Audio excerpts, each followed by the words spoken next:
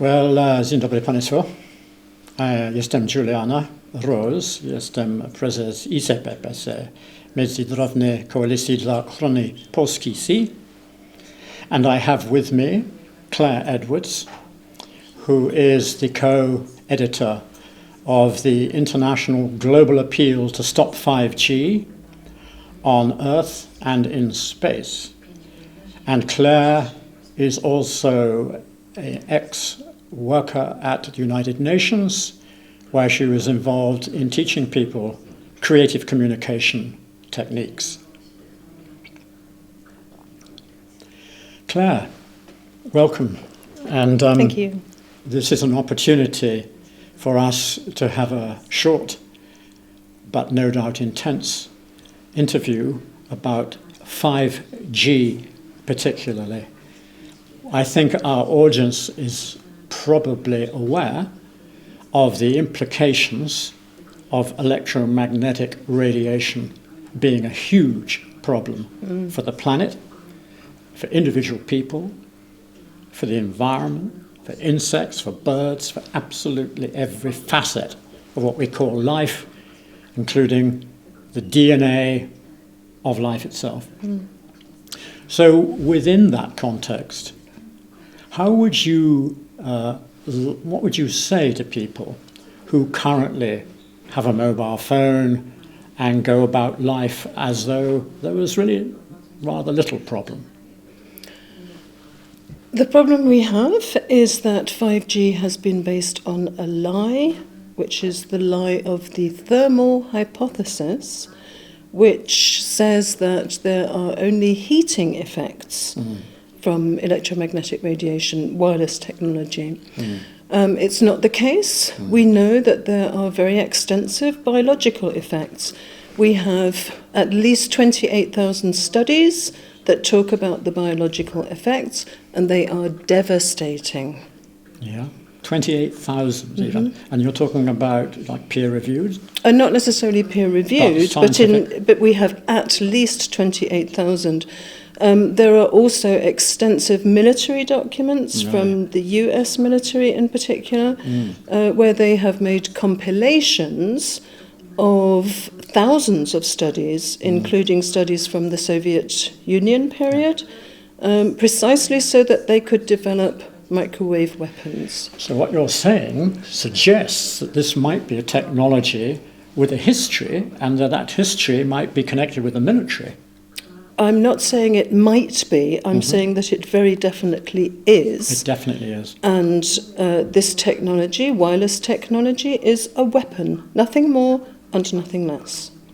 I heard from somebody who was an expert that this technology is actually used by the American Army and military police to disperse crowds who are protesting against things like 5G. Is that correct? Yeah? Yes, it's called active denial technology, and active denial technology uses, I think it's 95 gigahertz, and 5G will be using a whole range of frequencies up to 100 gigahertz. So it'll be sub-gigahertz and up to 100 gigahertz. And the problem is that this is a stealth weapon, so people do not know that they are under attack. So children in classrooms with Wi-Fi are under attack. They are being made sterile. And people using mobile phones are under attack. And unfortunately, also the people around those people using mobile phones are under attack. So for example, myself, I don't have a mobile phone, but of course I am attacked by other people's mobile phones. So in a certain sense, you could put it in the field of a permanent pollutant. Yes, and a very consciously emitted pollutant. A consciously emitted pollutant. In the context of the survival of the planet and people's sanity and people's ability to be able to communicate with each other in a normal way, how does this type of technology affect us on the more psychic and spiritual level, do you think? That's a very interesting question, something that cropped up this week because I have been working on this for, well, I've known about electromagnetic radiation for a number of years, but specifically I have been working on 5G on a daily basis for 16 months, and every day I learned something new. So this week I learned from Jacques Bauer, who is, I think, a biohazard expert and a pharmacist. He's Swiss. He was talking about the corpus callosum, which is the part of the brain that connects the left and right hemispheres. And he said that, in effect, the microwave radiation actually, it has the effect of effectively severing the connection between the left and right brain. Wow.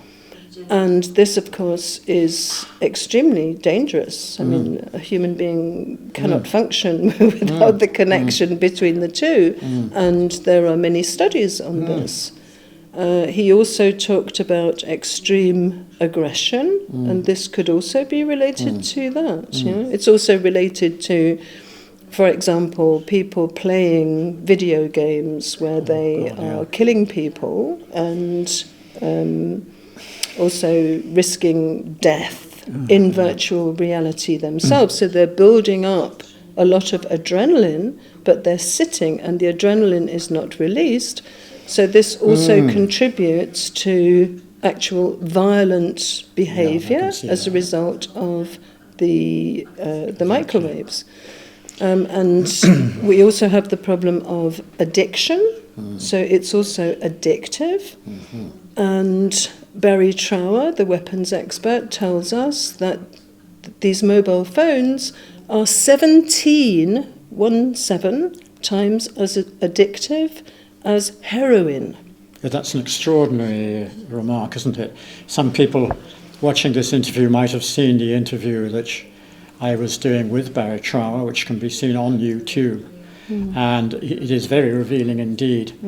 Now, Claire, I want to swing this into the political spectrum a little bit and say, given this information that you've just been warning people about, why is it the political establishment is so determined then to enforce this killer upon their people, their representatives, their citizens in their countries? I think it's very important, given that this is a weapon and we are at war. This is a silent war, but it is a war against humanity. I think it's important to tell the truth. There is a very long-standing eugenics agenda which goes back to the end of the 19th century. And that eugenics agenda morphed into the UN Environment Programme and subsequently into the Sustainable Development. Yes. So there is a hidden meaning. Agenda 21, right? Agenda 21 and Sustainable Development. People do not realise that these concepts have a very different meaning. So 5G is a depopulation agenda. It can be nothing else. And governments are interested in this, depopulation? Well, it's a global agenda. This is being propagated and promoted by the United Nations, and particularly by the Secretary General, Antonio Guterres. I told the Secretary General a year ago, on the 14th of May 2018, I warned him about 5G, and since then he has done everything to promote this agenda and push it through every single United Nations programme. Which means that it effectively goes out into the world unstopped. It's incredible. I think people have to try and understand the implications of the fact of what you're saying, which is that governments, basically, are not remotely concerned with the health and welfare of the people who elect them. They seem to be there to do a completely different job. It seems to be that the job they've got to do, or they think they've got to do, is to do with some elitist type vision of the planet which has meant that anybody who doesn't support that particular view is no longer really needed on this planet. And this type 5G weapon is a useful, perhaps the most useful form of ensuring that process happens fast. Is that roughly right, do you think? I would say that is roughly right. I would say that the Jeffrey Epstein scandal and in Britain the Jimmy Savile scandal were extremely revealing. We know... can I interrupt you? People won't know who Jimmy Savile is, probably. Jimmy Savile was a very popular broadcaster on BBC television and radio in the 1980s, 90s.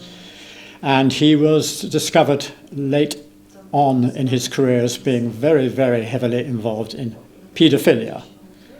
And the BBC itself seemed to be implicated in having allowed this scandal to go unnoticed. And so the BBC's reputation was severely dented, was it not, by this factor?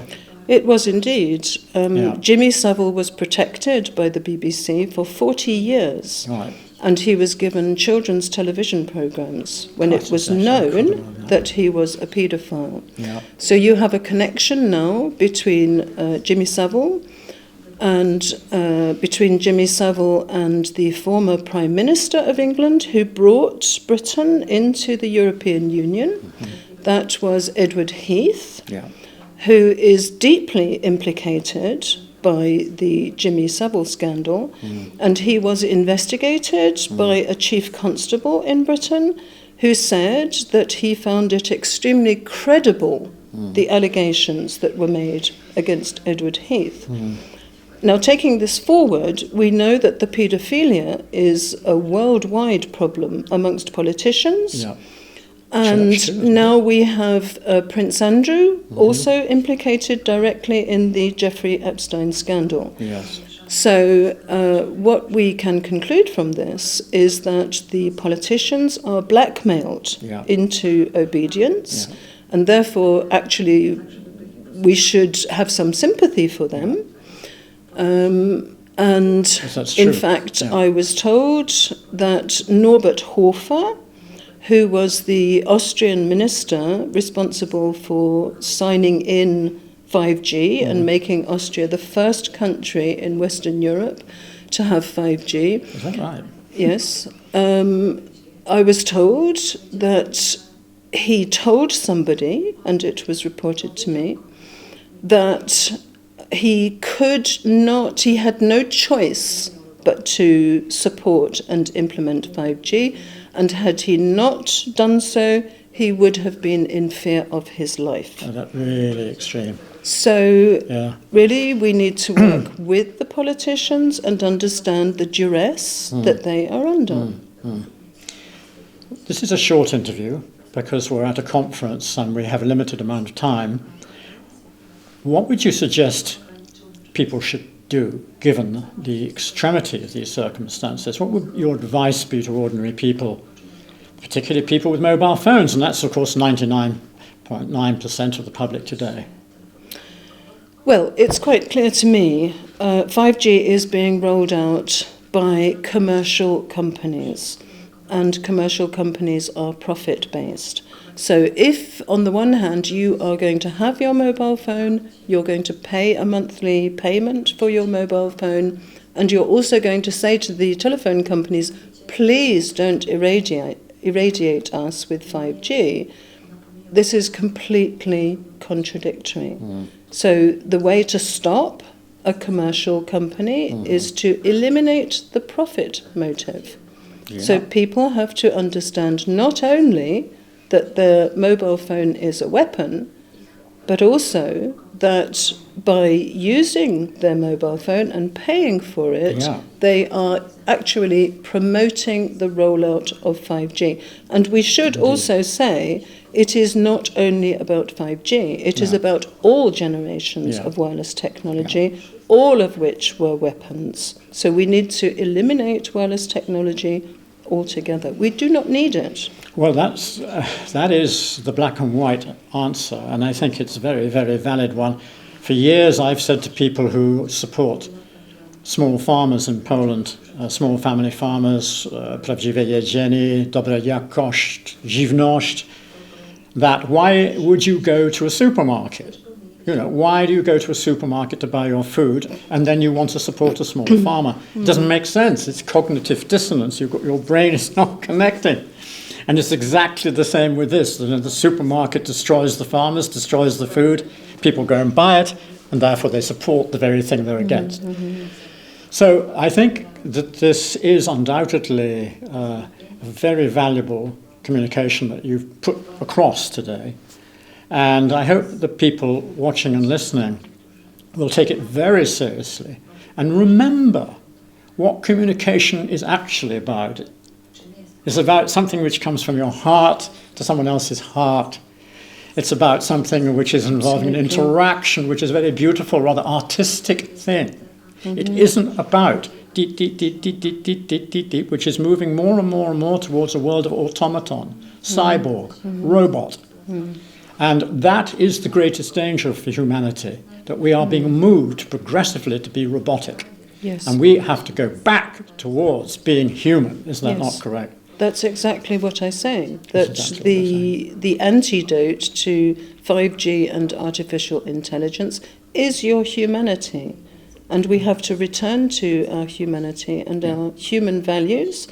And when we go into a room together, we go into heart resonance. Yes. And this is science. It is not woo-woo. So the solution to 5G is actually to empower ourselves. Mobile phones are disempowering. Yes. Mobile phones appear to me, I don't have a mobile phone. Nor do I. But I have had one in the past. Yes, so did I. Yeah. But mobile phones are some sort of security blanket or talisman to people. And they feel that they cannot live without one. Exactly. They feel completely terrified not to have one. Yep. So it ought to be a warning, surely, to people. Absolutely. I mean, if they can't realise that there's... Yeah, you know, you and I are a little bit older perhaps than some other people, and we remember another world. Yeah. We remember how it was. Yeah. I'm not against technology. I have always been very pro-technology, but technology should serve us. With a human face. With a human face, and it should be safe. Yeah. So there's no problem wiring your computer, and you can still use Skype or whatever to communicate with people. Yeah. We really do not need these phones.